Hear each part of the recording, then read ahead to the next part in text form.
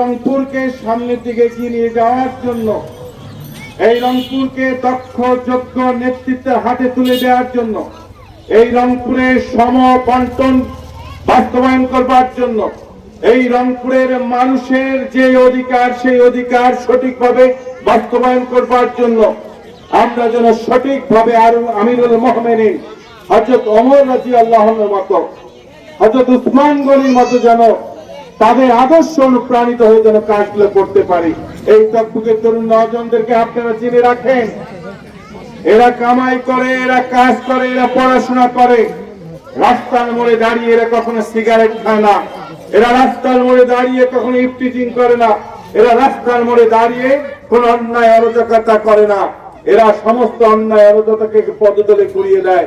এই টকটকে তরুণরা হচ্ছে এলাকার নায়ক, এই টকটকে তরুণরা হচ্ছে আমাদের হিরো। আপনারা তাদেরকে পাশে রাখবেন এবং তাদের সহযোগিতার হাত বাড়িয়ে দেবেন। কি দেবেন তো সবাই নাকি? কি সহযোগিতা? অর্থ নয়, আপনার পরামর্শ, আপনার হাত তার মাথায় বুলিয়ে দিবেন, আপনার বুক তার বুকের সাথে মিলাবেন। এই ছেলেরা শুধু এতটুকুই চায় আপনারা সবাই ভালো থাকেন, সুস্থ থাকেন। পৃথিবীতে সব ভালো লাগে, বক্তৃতা ভালো লাগে না, আমি ভালো বক্তাও নয়। আমার বয়স 41 বছর।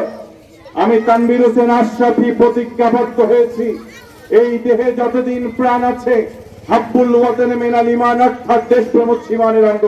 সেই দেশপ্রেম উদ্বুদ্ধ হয়ে এই তরুণদেরকে নিয়ে কাজ করব। আমরা প্রত্যেকে জানি কুল্লু নাফসিন যায়কাতুল মউত, মৃত্যুর স্বাদ সকলকে গ্রহণ করতে হবে। মৃত্যুর পূর্ব মুহূর্ত পর্যন্ত আমরা মৃত্যুর কোলে যখন ধাবিত হব, তার মানসামানা যেন জোগাড় করতে পারি মানবিক কর্মকাণ্ডের মধ্য দিয়ে। সেই তৌফিক যেন আমাদের সবাইকে দান করেন। আমরা এও জানি তাহুরুস শাত্রুল ঈমান, অর্থাৎ পরিষ্কার পরিচ্ছন্নতা হচ্ছে ঈমানের অঙ্গ। আমি তোমাদেরকে বলবো, বিশেষ করে তরুণরা, এই এলাকায় যে কবরস্থানগুলো আছে, যে স্কুলগুলো আছে, যে স্কুল কবরস্থানে জঙ্গলের ভাগাড় হয়েছে, সেই জঙ্গলকে আমরা নিজ উদ্যোগে গিয়ে পরিষ্কার করব। আমরা পরিষ্কার পরিচ্ছন্নতা ঈমানের অঙ্গ, আমরা আমাদের এলাকাকেও পরিষ্কার পরিচ্ছন্ন করব।